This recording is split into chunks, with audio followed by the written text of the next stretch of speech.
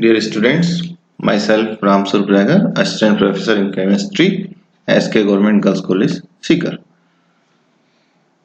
हम पिछले वीडियो में H2 प्लस आयन के लिए एनर्जी के मान या ऊर्जा स्तरों के मान हमने निकाले हैं।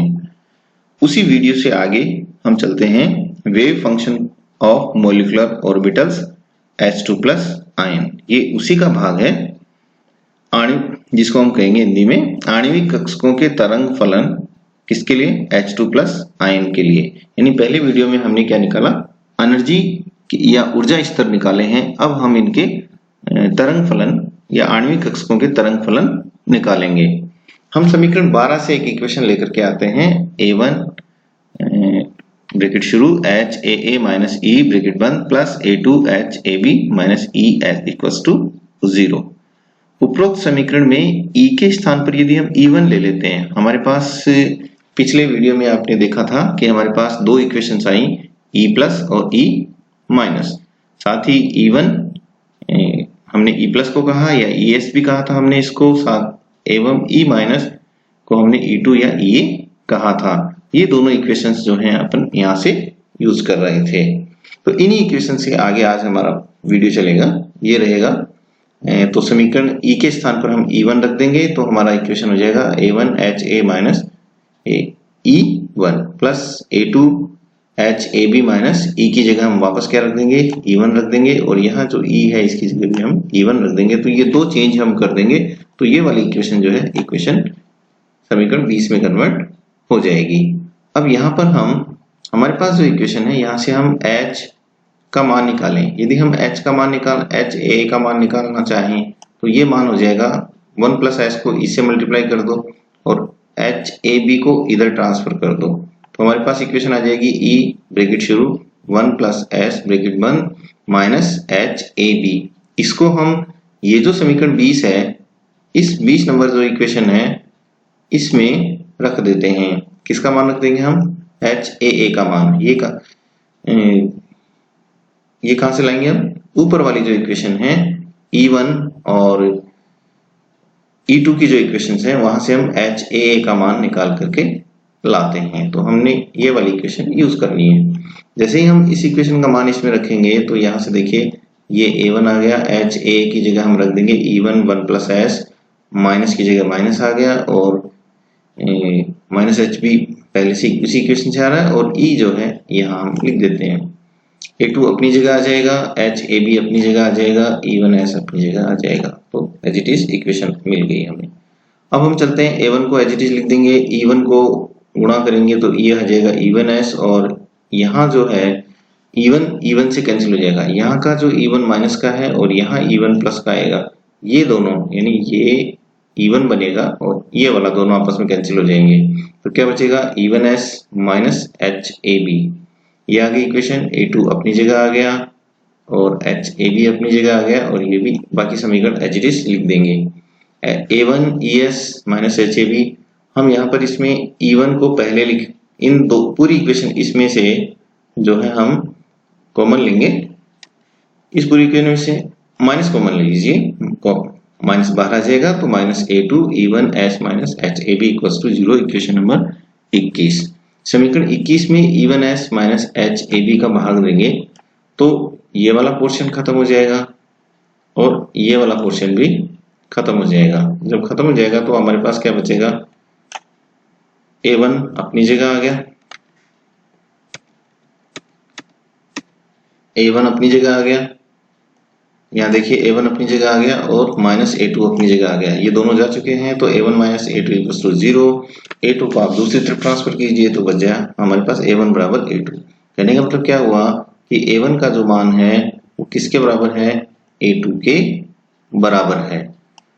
तो इसी प्रकार हम E2 को जब हम हल करते हैं, ये था E1 के लिए वैल्यू, या E1 कह दीजिए, E प्लस कह दीजिए, या ES कह दीजिए सिमेट्रिकल ऊर्जा स्तर। इसी प्रकार से E2 कह दीजिए या E माइनस कह दीजिए या EA कह दीजिए एंटी सिमेट्रिकल ऊर्जा स्तर। तब हम E2 के लिए हल निकालेंगे तो ये दोनों के बीच में A1 प्लस A2 आएगा, तब A1 और A2 एक दूसरे के विपरीत होंगे। या हम कह सकते हैं कि दोनों इक्वेशंस को यदि हम मिला देते हैं कौन कौन सी इक्वेशंस को हमें ऐड करना है। जहां पर हमने एक ये वाली इक्वेशन देखी और दूसरी ये वाली इक्वेशन है, तो हम दोनों को मिला देंगे तो हम ये कहते हैं कि A1 का मान A2 के बराबर होगा, चाहे वो प्लस हो या उसका मान माइनस हो।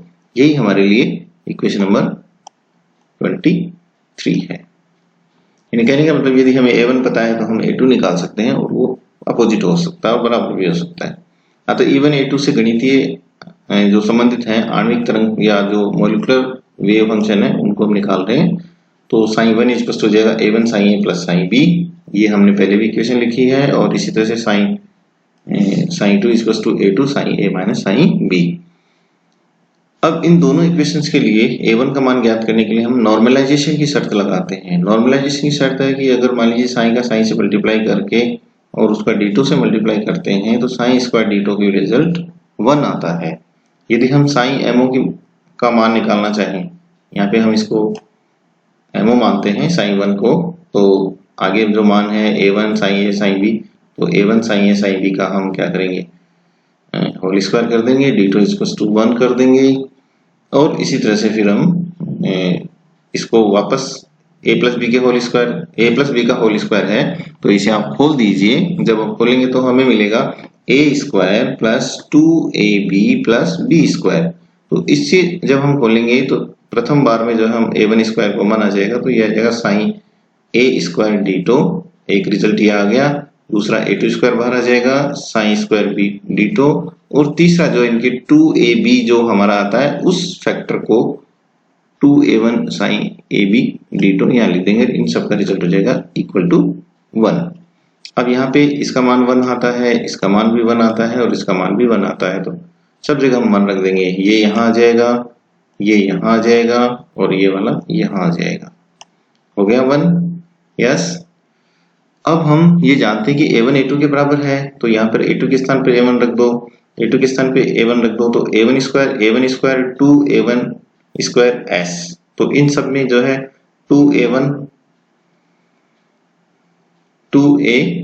Square plus 2A1 square S हो जाएगा। कॉमन ले लीजिए, A1 को हमने स्क्वायर A1 स्क्वायर को कॉमन ले लिया तो रह गया 2 प्लस 2S, और फिर जो है दूसरी तरफ आप इसको भेज दीजिए तो इस इक्वेशन से हम ये वाली इक्वेशन प्राप्त कर सकते हैं। इजी है, आ जाएगा। और इसी तरह से जब हम A2 की बात करेंगे तो A1 बराबर A2 है, तो यहाँ पे A2 निकालना हो तो जहां जहां भी A1 है वहां A2 रख दीजिए। वापस जो है A1 equal to minus A2 रख करके और हम मान निकालेंगे A2 बराबर minus 1 upon under root 2 1 minus S। ये जो हमने निकालते हैं इक्वेशन 25 और 26, ये हमारे लिए जो है एक तरह से नॉर्मलाइजेशन फैक्टर है या मिक्सिंग कोफिशिएंट A1 A2 के रिजल्ट्स हैं।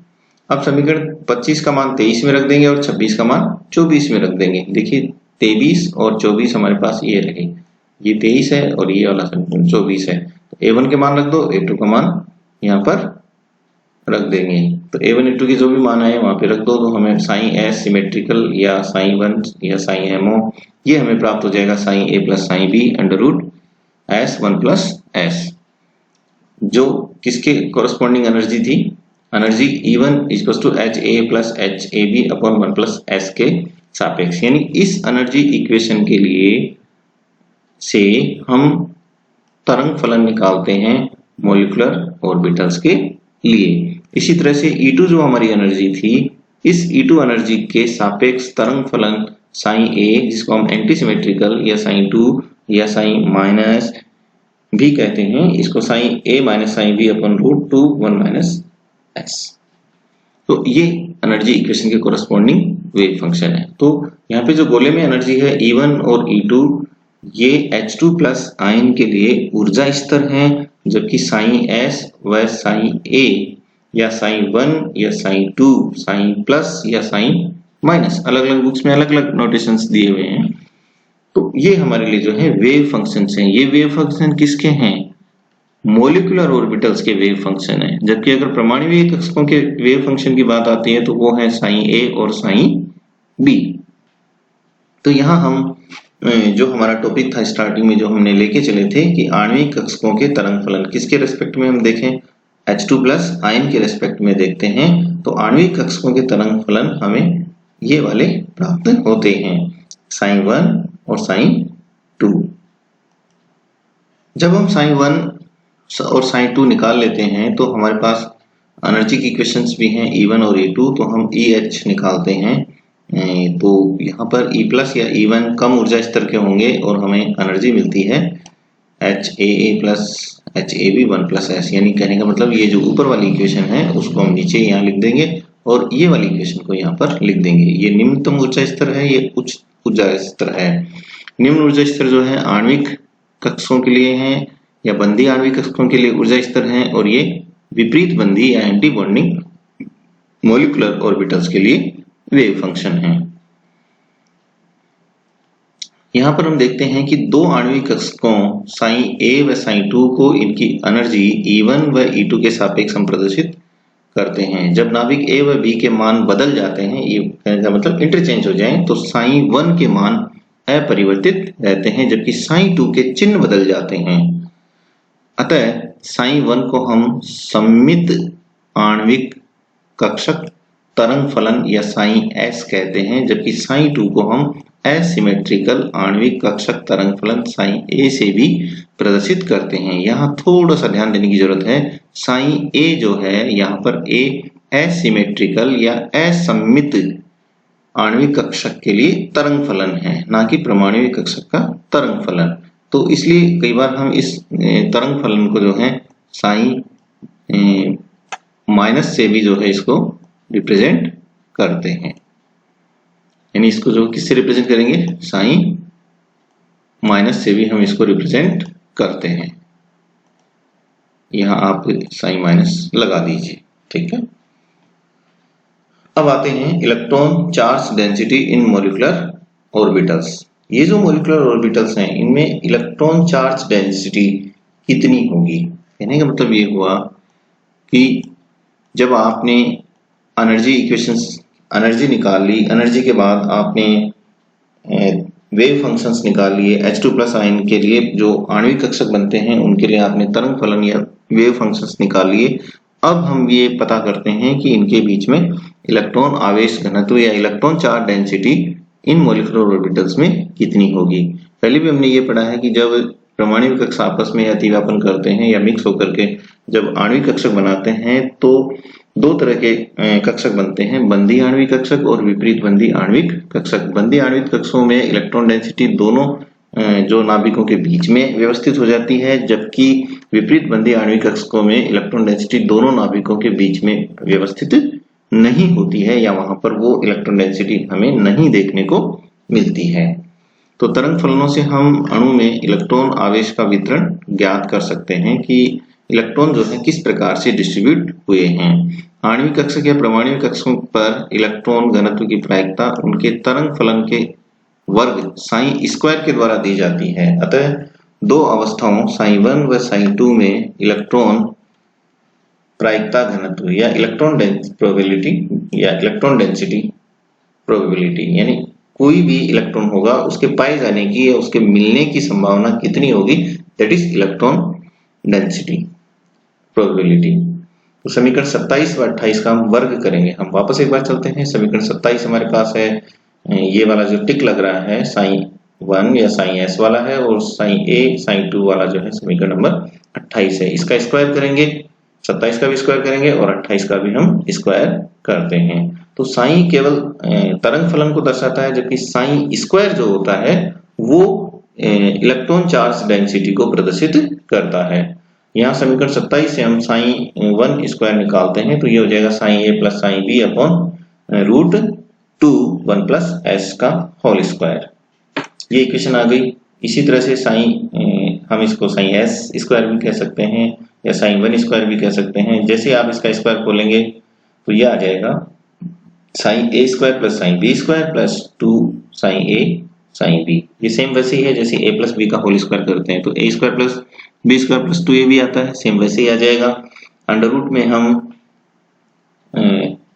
2 1 प्लस एस है, इसका स्क्वायर करेंगे तो 2 1 प्लस एस आ जाएगा। ये आ गई हमारे लिए इक्वेशन नंबर 29। और इक्वेशन 29 ही हमें जो है आणविक कक्षकों में इलेक्ट्रॉन आवेश घनत्व को प्रदर्शित करती है। और कौन सी कक्षक के लिए कर रही है? बॉन्डिंग मॉलिक्यूलर ऑर्बिटल्स के लिए प्रदर्शित करती है। जबकि इसी तरह से साइन ए स्क्वायर या साइन 2 स्क्वायर एंटी बॉन्डिंग की जब हम बात करते हैं तो केवल निशान चेंज हो जाएगा। यहाँ जब प्लस है, यहाँ क्या है? प्लस है, प्लस की जगह हम क्या लगा देंगे? माइनस लगा देंगे। यहाँ भी क्या था? प्लस था, तो यहाँ भी क्या आ जाता है? माइनस आ जाता है। अब इसका स्क्वायर करेंगे, सेम वही प्रोसेस है। खोल दीजिए आप इसको, साइन ए स्क्वायर साइन 2 स्क्वायर को खोल दीजिए तो साइन ए का स्क्वायर आ जाएगा प्लस साइन बी का स्क्वायर आ जाएगा minus 2 sine A B upon 2 1 minus S. ये आ गया समीकरण नंबर 30 या 30 नंबर। तो समीकरण 30 हमें जो है विपरीत बंधी जो आणविक कक्षक हैं उनमें इलेक्ट्रॉन डेंसिटी को प्रदर्शित करता है कि उनमें विपरीत बंधी आणविक कक्षकों में इलेक्ट्रॉन डेंसिटी कितनी होगी। साइन ए स्क्वायर तथा साइन बी स्क्वायर परमाणुवीय कक्षकों, अब हम अलग अलग बात करेंगे। हाइड्रोजन ए परमाणु हो गया और बी परमाणु, तथा साइन 1 स्क्वायर बंधी आणविक कक्षक और साइन 2 है विपरीत बंधी आणविक कक्षक पर इलेक्ट्रॉन घनत्व को प्रदर्शित करते हैं। देखिए 4 चीजें हैं यहाँ पे। साइन ए हाइड्रोजन परमाणु पर इलेक्ट्रॉन चार्ज डेंसिटी या इलेक्ट्रॉन घनत्व कितना है उसको प्रदर्शित करता है। साइन बी जो है वो दूसरा जो हाइड्रोजन एटम है जिसमें से एक इलेक्ट्रॉन मान लीजिए निकाल लिया है, या हो सकता है साइन ए में से निकाल लिया हो, उसकी इलेक्ट्रॉन चार्ज डेंसिटी को प्रदर्शित करता है। साइन 1 का स्क्वायर है वो हमें बॉन्डिंग जो ऑर्बिटल्स हैं उनमें इलेक्ट्रॉन घनत्व को प्रदर्शित करता है। जबकि साइन 2 जो है विपरीत बंधी कक्षक पर इलेक्ट्रॉन घनत्व को प्रदर्शित करता है। मैं पहले भी बता चुका हूं, साइन जो है तरंग फलन को बताता है और साइन स्क्वायर इनकी इलेक्ट्रॉन डेंसिटी को बताता है या इलेक्ट्रॉन डेंसिटी प्रोबेबिलिटी को बताता है। इलेक्ट्रॉन डेंसिटी प्रोबेबिलिटी वो होती है कि कोई इलेक्ट्रॉन हमें किसी ओवरऑल स्पेस में कहां पर प्राप्त होगा, वो उसकी इलेक्ट्रॉन डेंसिटी प्रोबेबिलिटी होती है। प्रोबेबिलिटी का मतलब पाए जाने की प्रायिकता। साइन ए प्लस साइन बी गोलाकार इलेक्ट्रॉन अब्र को दर्शाता है। अकेले जब होते हैं तो गोलाकार इलेक्ट्रॉन अब्र को दर्शाता है, जबकि साइन 2ab नाभिक के चारों ओर अंडाकार इलेक्ट्रॉन अब्र को प्रदर्शित करता है। H2+ आयन में बंधन की अनुपस्थिति यानी बॉन्डिंग अगर नहीं होता है तो औसत इलेक्ट्रॉन डेंसिटी हाफ साइन ए प्लस साइन बी के बराबर होगी। जबकि बंधन जब बॉन्डिंग हो जाती है तो चाहे वो E+ हो, बॉन्डिंग मॉलिक्यूलर ऑर्बिटल बनाए, या निम्न ऊर्जा स्तर हो, इलेक्ट्रॉन डेंसिटी साइन स्क्वायर 3 अवयव फलन होंगे। जब बॉन्डिंग नहीं होगी तब तो ये होती है, यानी दोनों परमाणु के इलेक्ट्रॉन डेंसिटी है वो आधी आधी हो जाती है। और कहने का मतलब एक ही इलेक्ट्रॉन है और 2 परमाणु हैं, तो एक इलेक्ट्रॉन 2 परमाणु बांटोगे तो आप आधी आधी कर दीजिए उनको। तो एक परमाणु पर 0.05 और दूसरे परमाणु पर भी इलेक्ट्रॉन चार्ज डेंसिटी 0.05, यदि वो दोनों इक्वल डिस्टेंस या प्रॉपर डिस्टेंस के साथ में हैं। लेकिन जब बॉन्डिंग हो जाती है तब ये इलेक्ट्रॉन डेंसिटी के 3 पार्ट हो जाते हैं। एक है n स्क्वायर साइन ए स्क्वायर, दूसरा है n स्क्वायर साइन बी का होल स्क्वायर, और तीसरा है 2n स्क्वायर साइन ए और साइन बी। यहाँ पर n का मान जो कि n equals to normalization factor है, इसकी वैल्यू है 1/√2 1 प्लस एस, जो कि हमने अभी ऊपर वाली इक्वेशंस में देखा है। साइन 1 स्क्वायर अणुकक्षक में इलेक्ट्रॉन घनत्व दोनों नाभिकों के बीच में सांद्रित करने का प्रभाव है। ये बढ़ा हुआ इलेक्ट्रॉन घनत्व H2 के स्थायित्व अथवा H+ के मध्य बंधन के लिए उत्तरदायी होता है। यानी ये जो sine A2 sine A sine B की जो इलेक्ट्रॉन डेंसिटी है, जो एक्स्ट्रा डेंसिटी यहाँ पर आई है, उसी के कारण से H2+ में स्थायित्व देखने को मिलता है। इसलिए साइन 1 को बंधी या अणुकक्षक या बॉन्डिंग मॉलिक्यूलर ऑर्बिटल्स भी कहते हैं। यहाँ इसका प्रेजेंटेशन देख लीजिए। ये एक नाभिक है A, ये B। अगर साइन को हम दर्शाएंगे तो इस तरह से डॉटेड लाइन के सहारे हम इसको, जैसे कर्सर चल रहा है उसकी तरह से हम इसको प्रदर्शित कर देंगे। जबकि इसकी इलेक्ट्रॉन डेंसिटी को हम साइन S सिमेट्रिकल कहेंगे या साइन 1 भी कहते हैं। साइन इसको प्लस के नाम से भी, साइन प्लस स्क्वायर के नाम से भी जानते हैं, और इस तरह से हम इसको प्रदर्शित कर देते हैं। इधर दोनों नाभिक हैं, ये नाभिक A है और ये नाभिक B है। यहाँ पे देखो, ये नाभिक A हो गया, ये नाभिक बी हो गया। इलेक्ट्रॉन डेंसिटी दोनों नाभिकों के बीच में जो है यहाँ पर जो मैं निशान बना रहा हूं यहाँ पर अवस्थित होती है। डॉटेड लाइन आणविक कक्षक के इलेक्ट्रॉन आवेश घनत्व को बता रही है, जबकि प्रमाणिक कक्षक के इलेक्ट्रॉन आवेश घनत्व को डॉटेड फुल लाइन और डॉटेड लाइन अलग अलग बता रही हैं। स्पष्ट है। अतः हम कह सकते हैं कि बॉन्डिंग मॉलिक्यूलर ऑर्बिटल के दोनों परमाणुओं के मध्य इलेक्ट्रॉन आवेश घनत्व sin1² अथवा या अर्थात इलेक्ट्रॉन घनत्व प्रायिकता दोनों परमाणु कक्षों के इलेक्ट्रॉन आवेश घनत्व sin तथा sin से ज्यादा होती है। बॉन्डिंग मॉलिक्यूलर ऑर्बिटल में इलेक्ट्रॉन घनत्व बंधित नाभिकों के बीच में सबसे ज्यादा होता है। हम बार बार इस बात को पढ़ते आए हैं। Re = 1.32 एंगस्ट्रॉम पर E1 का मान न्यूनतम होता है। आपको याद हो तो पहले वीडियो में जो ग्राफ था उसमें एक था A, एक था B, दूसरा था C में जो सबसे न्यूनतम डिस्टेंस आ जाती है वो है 1.32 एंगस्ट्रॉम। इसके बाद में एनर्जी बढ़ना शुरू हो जाती है। तो इस स्थिति में प्रतिकर्षण बल और कूलाम्बिक आकर्षण जो ऊर्जा है वो आपस में बराबर हो जाते हैं। यहाँ पर यही प्रेजेंटेशन दिया है। अगर हम एंटी सिमेट्रिकल की बात करें तो ये डॉटेड लाइन चलती है sin2 इस तरह से sin A और sin B के लिए। लेकिन अगर हम इलेक्ट्रॉन डेंसिटी की बात करें तो ये sin2 या sin A² जो है एंटी सिमेट्रिकल की बात करेंगे इस तरह से आपको एक हम नजर आता है। इलेक्ट्रॉन डेंसिटी दोनों नाभिकों के बीच में देखिए नहीं है, इलेक्ट्रॉन डेंसिटी यहाँ पर नहीं मिल रही है। तो हम कह सकते हैं कि यहाँ पर इलेक्ट्रॉन डेंसिटी क्या हो गई है, 0 हो गई है। ये जो प्लेन होता है इस प्लेन या तल को हम नोडल प्लेन कहते हैं और इनके सेंटर में एक बिंदु है जहां देखिए कर्सर है, अभी यहाँ पर एक बिंदु है उसको हम नोडल पॉइंट के नाम से जानते हैं। विपरीत बंधी आणविक कक्षक में इलेक्ट्रॉन घनत्व प्रायिकता sin2² का मान दोनों के आधे आधे के योग से भी इतना कम होता है। sin A sin B द्वारा कम होता है। वैसे 2 sin A B था लेकिन हाफ हाफ करेंगे तो वो sin A sin B द्वारा या आ जाएगा और इतना कम होता है। तो sin2 जो है ABMO में विपरीत प्रभाव पड़ता है और दोनों नाभिकों के मध्य में इलेक्ट्रॉन घनत्व 0 हो जाता है जिसे नोडल बिंदु कहते हैं। E2 की ऊर्जा अवस्था में इलेक्ट्रॉन वितरण परिवर्तित हो जाता है जिसे दोनों नाभिकों के मध्य ऋण आवेश खींच लिया जाता है और ऊर्जा का मान बढ़ जाता है। तो यहाँ पर यह रीजन दिया गया है कि क्यों जो है विपरीत बंधी आणविक कक्षकों की ऊर्जा अधिक हो जाती है, क्यों वहां पर दोनों नाभिकों के बीच में जो है इलेक्ट्रॉन डेंसिटी नहीं मिलती है।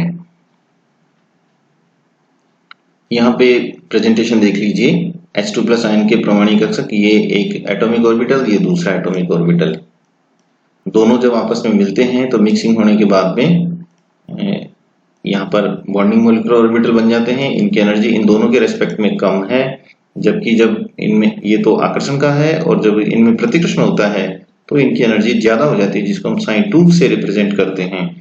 तो वो है एंटी बॉन्डिंग मॉलिक्यूलर ऑर्बिटल। यहाँ sin A और sin B को आपस में मिलते हुए दिखाया गया है। एक पे जो है एक इलेक्ट्रॉन है, दूसरे पे कोई इलेक्ट्रॉन मौजूद नहीं है। जब ये बॉन्डिंग मॉलिक्यूलर ऑर्बिटल बनाते हैं तो A+ B आ जाएगा या इनके जो तरंग फलन वो आपस में जुड़ जाते हैं, sin A + sin B हो जाएगा। जब ये एंटी बॉन्डिंग मॉलिक्यूलर ऑर्बिटल बनाते हैं तो इनके तरंग फलन sin A और sin B के बीच में माइनस साइन आ जाता है।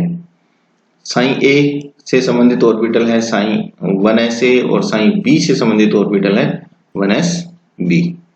तो इस तरह से H2+ आयन के linear combination of atomic orbital के द्वारा मॉलिक्यूलर ऑर्बिटल कक्षों का निर्माण है। यानी कहने का मतलब ये हुआ कि ये दोनों क्या हैं, परमाणुीय कक्षक हैं और ये दोनों ये physical picture of bonding and anti bonding molecular orbital, बंधी एवं विपरीत बंधी अणु कक्षों की भौतिक तस्वीर हम उसको प्लेन पेपर के ऊपर हम किस प्रकार से प्रेजेंट कर सकते हैं। सिमेट्रिकल कह दीजिए या sin- या sin जो है को दर्शाने की कई विधियां हैं। पहली विधि है यह है अंतरनाभिकीय अक्ष पर sin+ या sin+1² या sin- या sin- को निम्नानुसार आलेखित किया जाता है। यहाँ पर जो डॉटेड पॉइंट है, डॉटेड जो बिंदु है वो sin+ या जो है sin1 को प्रेजेंट करेगा, जबकि sin+² को जो है ये फुल लाइन से प्रदर्शित किया गया है। ऐसे ही ग्राफ हम पहले भी पढ़ चुके हैं।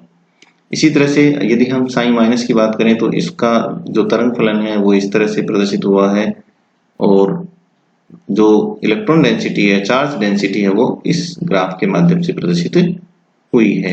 यहाँ पे देखिए ये नाभिक है, ये भी नाभिक है, और यहाँ पर कोई इलेक्ट्रॉन डेंसिटी आपको देखने को नहीं मिल रही है। यानी कहने का मतलब यहाँ जो पॉइंट है, ये वाला जहाँ क्रसर है, यहाँ पर कोई इलेक्ट्रॉन डेंसिटी नहीं है, तो यही जो बिंदु है वो नोडल प्लेन कहलाता है। दूसरी विधि है साइन व साइन स्क्वायर के त्रिविमीय सतह का चित्रण करें जिसमें 90 से 95% तरंग फलन या इलेक्ट्रॉनिक घनत्व हो। यहाँ देखिए ए और बी, इन दोनों के बीच में इलेक्ट्रॉन डेंसिटी सर्वाधिक मात्रा में जो है यहाँ पर मौजूद होती है, और इसको हम साइन प्लस से रिप्रेजेंट कर देते हैं। ये सिग्मा जी या 1s के बराबर होता है। इसी तरह से ये ए और बी है, ये साइन माइनस या साइन यू स्टार 1s के बराबर होती है। विपरीत बंदी अणुकक्षक साइन माइनस में एक नोडल बिंदु होता है या नोडल तल होता है। नोडल तल उसको कहा जाता है जिस तल में इलेक्ट्रॉन घनत्व शून्य होता है। पहले भी हम इसके बारे में बताते हैं। नोडल प्लेन, ये वाली जो लाइन होती है जो क्रसर बना रहा है, ये नोडल प्लेन होता है, जबकि जब इन दोनों के बीच में ये जो डॉट बिंदु है या खाली जगह जो आपको नजर आ रही है, ये इनका नोडल पॉइंट कहलाता है। धन्यवाद, आज इतना ही।